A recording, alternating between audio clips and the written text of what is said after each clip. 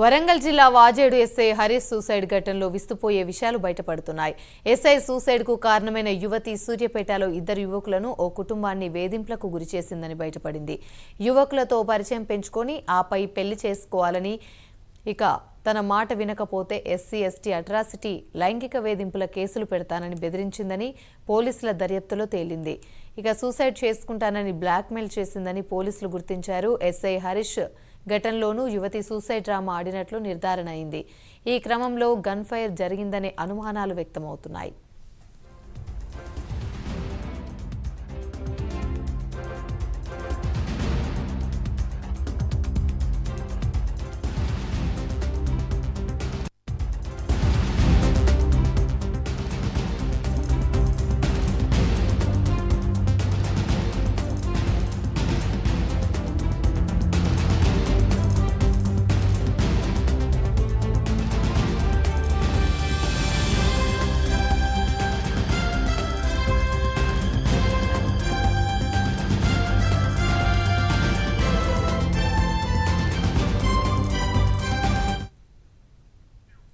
వరంగల్ జిల్లా Vajedu SI Harish suicide ఘటనలో విస్తుపోయే విషయాలు బయటపడుతున్నాయి.